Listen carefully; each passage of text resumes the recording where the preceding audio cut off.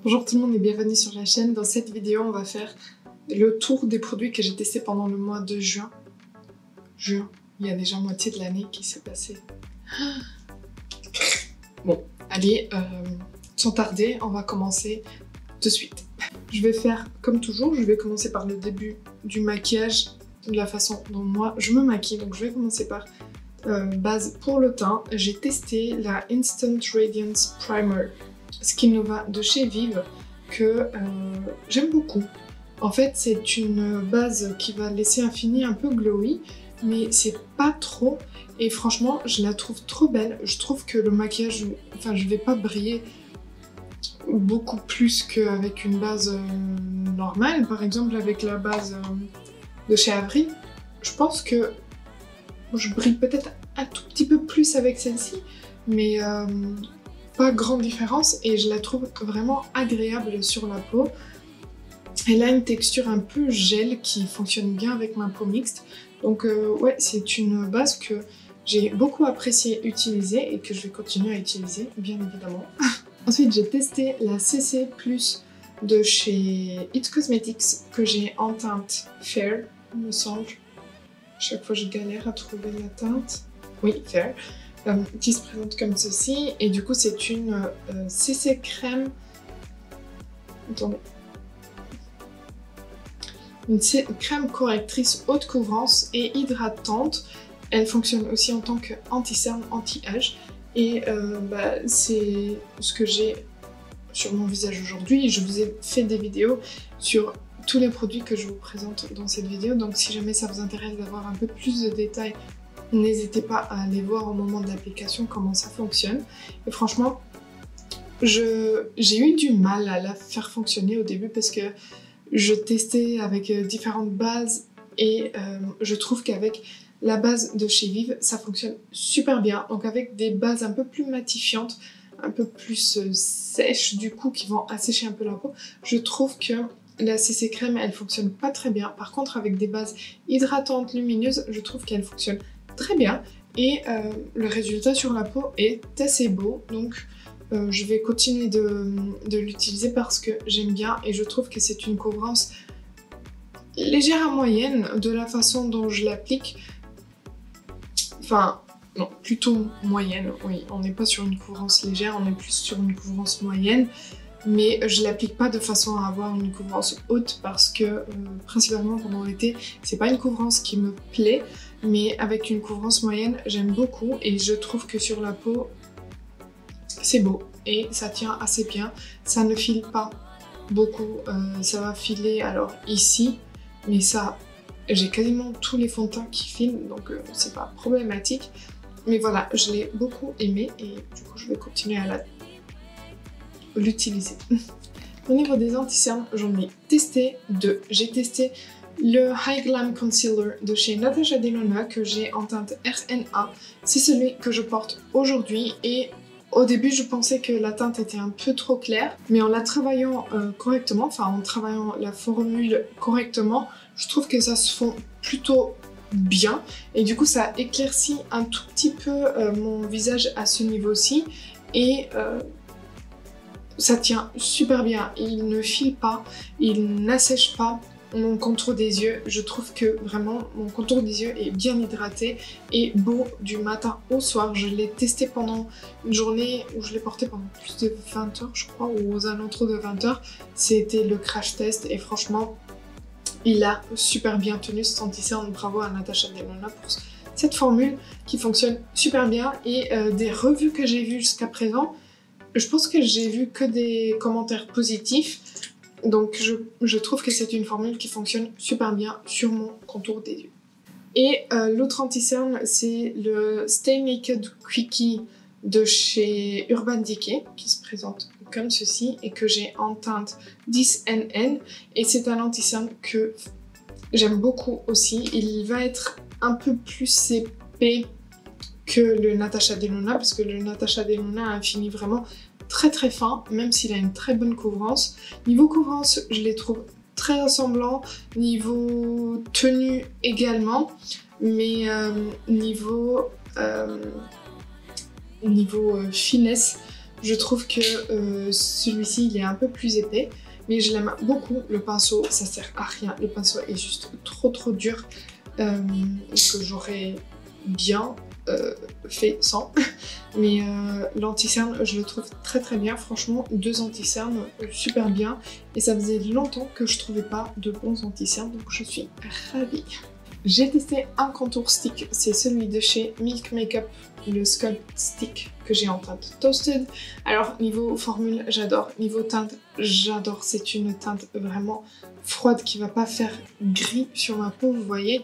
Ça fait quand même... ça fait un vrai contouring.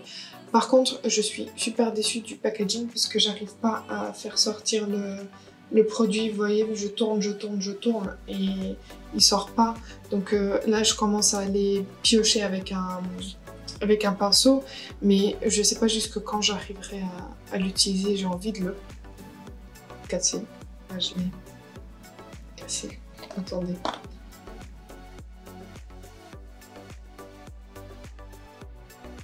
En fait, ça tourne dans le vide à l'intérieur. J'essaie de le faire tourner comme ça, mais ça tourne dans le vide, donc le produit ne sort pas. Je ne sais pas quoi faire. Dites-moi si vous avez eu le même problème, si vous avez réussi à le résoudre. Sinon, je pense que je vais le ramener chez Sephora pour voir s'il y a quelqu'un qui peut m'aider. Et voilà, la formule, je l'adore. Je trouve la texture super simple à travailler, ça s'estompe presque tout seul. Mais ouais, c'est juste le packaging qui va pas pour moi. Ensuite, j'ai testé 2 blushs crème. J'ai testé celui de chez Pat McGrath et celui de chez Makeup by Mario. J'ai un de chaque côté de mon visage. Oh, j'ai poudré parce que je voulais vous montrer le rendu une fois poudré. Donc de ce côté, j'ai le Makeup by Mario et c'est le Soft Pop. Mais je vais y arriver ou pas? Soft Pop Plumping Blush Veil que j'ai en teinte Barely Blushing. Et je trouve que la teinte est super belle. J'ai poudré, elle se voit encore un peu, mais c'est pas énorme. Hein. Si vous poudrez pas votre peau, je pense que vous allez l'adorer parce que cette teinte, elle va avec tout. J'aime beaucoup la formule, c'est un peu presque comme du beurre, mais ça ne fait pas beurre sur la peau. Une fois qu'on commence à la travailler, ça se fond bien avec la peau et je trouve que ce côté un peu huileux beurre, il disparaît pour presque rendre la texture un peu poudrée. Mais du coup, vous voyez, je trouve la teinte super belle et elle va avec tout. J'aime beaucoup la formule, donc je vais continuer à utiliser ce bronzer dans mes routines de maquillage. Et l'autre, c'est le... Comment il s'appelle? C'est le Divine Blush Legendary Glow Color Balm que j'ai en teinte Divine Rose et qui se présente comme ceci. Et là, on est dans un blush stick, mais aussi avec une texture crème. Et du coup, je l'ai posé de ce côté-ci. Et je pense que vous voyez qu'en poudrant, on voit quasiment pas la différence entre l'un et l'autre. Par contre, quand je les applique sans poudrer, on voit bien la différence. Le Pat McGrath, il est beaucoup plus pigmenté, comme ça. Mais une fois travaillé, une fois poudré, la couleur s'estompe un peu. Et attendez, vous voyez, la couleur s'estompe. Et du coup là, je l'ai juste estampé. Et ensuite, quand on le poudre, la couleur disparaît un peu. Au niveau des textures, j'ai presque l'impression que c'est la même chose. Juste le Pat McGrath est un peu plus épais. Et le Makeup by Mario est un peu plus fondant avec la peau, mais niveau luminosité et tout, je trouve que c'est assez pareil. Donc ce que je fais avec le Pat McGrath, c'est que j'applique pas mal, comme j'ai fait là, mais ensuite quand je le poudre, la couleur disparaît un peu. Donc ce que j'aime bien faire, c'est utiliser ce blush que j'ai testé aussi ce mois-ci et que j'arrête pas d'utiliser. C'est le Dior Rosy Glow en teinte 006 Berry qui se présente comme ceci. Je prends un pinceau, je passe juste comme ça et je viens en poser sur mes joues. Je l'avais pas fait parce que je voulais vraiment vous montrer les blushs crème poudrés. Et vous voyez, et je trouve que ça rehausse les joues sans en faire trop. Mais je trouve ça trop beau. Et que ce soit avec le blush Pat McGrath ou le blush Makeup by Mario, je trouve que ça fonctionne bien et je trouve que ça fait très très beau. Alors, je vais juste vous montrer. Je trouve que ce blush Berry se fond mieux avec le Pat McGrath. Et au cours de la journée, quand celui-ci commence un peu à s'estomper, je trouve que le Pat McGrath ressort mieux en dessous que le Makeup by Mario. Vous voyez, sur le Makeup by Mario, j'ai l'impression qu'il est un peu plus clair, un peu plus rosé, alors qu'ici, il ressort un peu plus violet. Je sais pas si vous voyez ce que je veux dire, mais je me suis rendu compte plusieurs fois que c'était un peu... Le fini de ce blush change en fonction de ce que j'ai mis en dessous. Voilà, mais j'aime beaucoup ce blush, franchement, belle découverte. Et juste, j'ai avancé, le dernier produit crème, c'est ce highlighter de la marque Kida en teinte Spotlight et qui ressemble énormément au Beauty Wand de chez Charlotte Tilbury et que je porte aujourd'hui et que il donne ce glow vraiment qui vient de l'intérieur, de peau en bonne santé. Et j'adore, je le trouve très très facile à appliquer et je trouve qu'il est plus... Il se fond mieux à la peau que le Charlotte Tilbury. Je vous avais fait une comparaison, je les avais mis les deux en même temps, enfin l'un d'un côté et le Charlotte Tilbury de l'autre, mais essayez de voir cette vidéo parce que c'est pas tout à fait un dupe, mais ça ressemble beaucoup. Au niveau des yeux, j'ai testé 3 palettes. J'ai testé la Luxe Eyeshadow Quad Passion Fleur de chez Pat McGrath, que j'ai dans la boîte parce que si vous avez suivi, je l'avais reçue toute... Enfin, il y a un fard qui est complètement cassé. Du coup, je l'ai bien pressé, j'ai nettoyé la palette. Donc, voici les fards. Donc, on a un mat et 3 lumineux. Il n'y a pas de formule spéciale de chez Pat McGrath. Les formules Glitz Astral, il n'y en a pas. Mais moi, je trouve, comme par hasard, celui qui est arrivé bien cassé. Je le trouve très très beau. Et je vous ai fait des maquillages avec cette palette. Mais ouais, je trouve ce fard très très beau. Il est bien lumineux. Et voilà. C'est une palette que j'aime bien. Juste, c'est dommage qu'elle soit arrivée cassée. Du coup, ça me donne un peu moins envie de la prendre parce qu'à chaque fois que je la prends, j'ai des paillettes partout sur les mains. Voilà. Je sais pas si vous voyez, mais j'en ai partout. Mais franchement, ce fard, il est magnifique. Ensuite, une autre palette, c'est la Yucca Palette de chez Natasha Denona que j'ai adorée. Mais j'ai vraiment, franchement, mais quelle belle surprise quand je l'avais vue sur les réseaux. Quand elle avait été annoncée, je me suis dit « Oh mince, il n'y a rien de spécial ». Mais franchement, ces 4 fards-là, les fards lumineux, c'est quelque chose, c'est une nouvelle formule super fondante, avec une lumière, mais de fou, avec des effets. Franchement, elle a fait un très très beau travail. J'allais la faire tomber. Et il n'y a pas un maquillage que j'ai pu faire avec cette palette que je n'ai pas aimé. Franchement, j'adore ce fard là. Il est trop trop beau. Je pourrais la swatcher mais toute la journée, franchement, tellement elle est belle. Ah, mais franchement, regardez.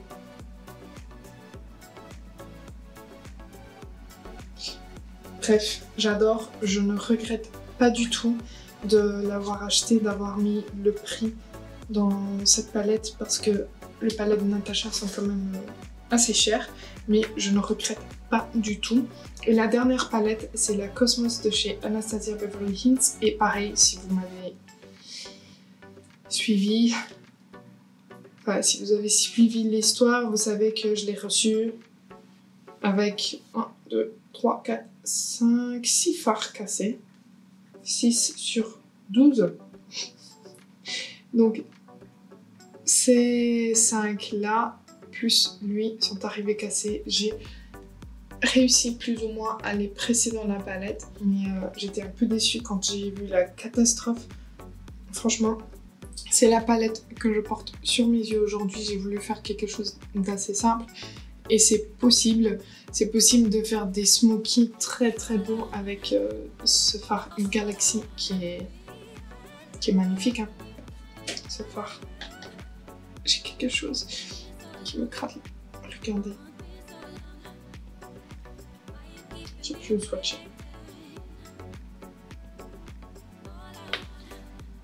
Regardez. Ce bleu nuit avec des paillettes bleu argenté et verte, c'est magnifique. Et une tache. Enfin, il y a une belle base, mais j'adore cette palette. Alors, sur les yeux, aujourd'hui, j'ai mis ce fard dans le creux, j'ai mis ce fard au niveau du coin externe et je l'ai remonté un peu dans le creux. J'ai appliqué ce fard au niveau du coin externe. J'ai fait un threadliner fumé avec ce fard.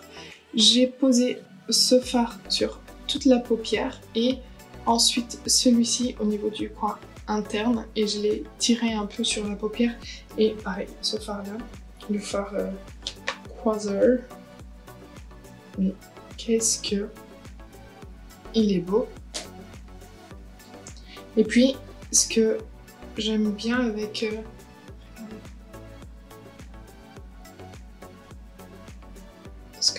cette palette, c'est qu'on peut... Mais franchement, ce fard, il a du vert, du violet. C'est qu'on peut... je vais terminer mes phrases. On peut superposer les fards. Je vais vous montrer. Donc, ici, on a le fard Galaxy, le bleu nuit avec des paillettes. Là, on a le fard Quasar tout seul. Je vais vous swatcher le Quasar sur le Galaxy. Regardez. Donc, on passe de ça à ça. Et c'est magnifique. Franchement, c'est une palette avec laquelle on peut bien s'amuser parce que en superposant les fards, on peut vraiment avoir des chouettes combinaisons et des fards complètement nouveaux. Regardez. Voilà, je ne regrette non plus mon achat de cette palette, mais je regrette juste le fait qu'elle soit arrivée toute cassée. Bon, ça, on n'y peut rien. Maintenant, au niveau des mascaras, j'en ai testé 3 ce mois-ci et j'ai les 3 sur mes yeux. Le premier, c'est celui de chez Ilia. C'est le... Ça dit pas... Mais bon, c'est... Ah, Fullest Volumizing Mascara. Donc un mascara volumisant Fullest. La brosse est énorme. Et je l'ai de ce côté-ci. Je ne trouve pas que ce soit le mascara le plus volumisant que j'ai déjà testé. J'aime pas l'effet sur mes cils parce que j'ai l'impression qu'il y a quasiment rien. Et ouais, je suis toujours pas contente de ce mascara. Je l'ai testé plusieurs fois, je l'ai porté plusieurs fois. Et le résultat n'est pas ouf sur mes cils. Ensuite, le Dare Real Magnet de chez Benefit que j'ai sur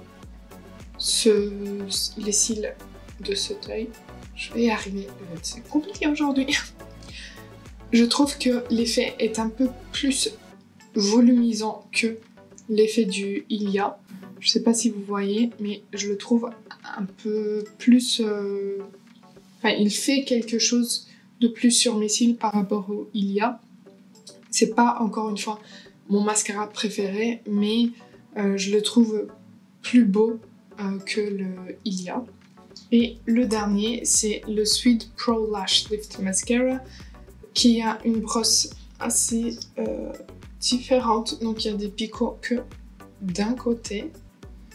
Et je l'aime pas pour les cils du haut, par contre, je l'aime bien pour les cils du bas et je l'ai appliqué au niveau des cils du bas. Et ça, j'aime beaucoup. Je trouve qu'il va vraiment juste colorer les cils et bien les séparer. Et c'est quelque chose que j'aime bien pour le ras de cils inférieur. Et je trouve que la brosse, elle épouse juste parfaitement mes cils du bas.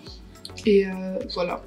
Donc je vais l'utiliser plutôt pour les cils du bas, mais pas pour les cils du haut. Je trouve que ça ne fait rien de spécial sur mes cils.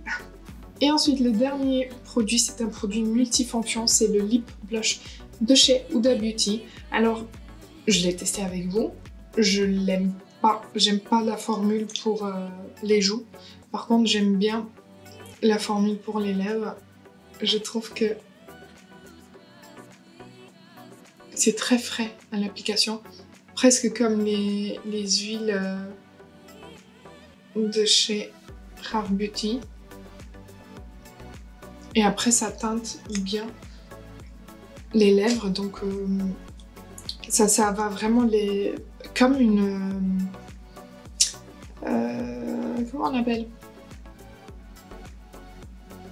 C'est un lip tint. Je vais y arriver, mais bon. Vous avez senti depuis le début de la vidéo que les mots me manquent aujourd'hui. Donc voilà. Je l'aime bien pour les lèvres, je l'aime pas du tout pour les joues parce que je trouve que c'est une texture, une formule qui va sécher très très très vite et qui va faire des taches du coup sur la joue parce que on applique, ça sèche, on n'a même pas le temps de le travailler en tant que blush et il a déjà fait des marques sur la joue. Donc en tant que blush, je l'aime pas. Pour les lèvres, je l'aime bien. Ça va. Voici pour cette vidéo, j'espère que ça vous aura plu. N'hésitez pas à me dire si vous avez des préférés parmi tous ces produits que je vous ai présentés. S'il y en a que vous n'aimez pas, s'il y en a que vous êtes d'accord avec moi ou vous n'êtes pas d'accord avec moi, dites-moi parce que c'est toujours intéressant de savoir comment ça fonctionne sur d'autres personnes parce que ça peut ne pas fonctionner sur moi, mais ça peut très bien fonctionner sur vous.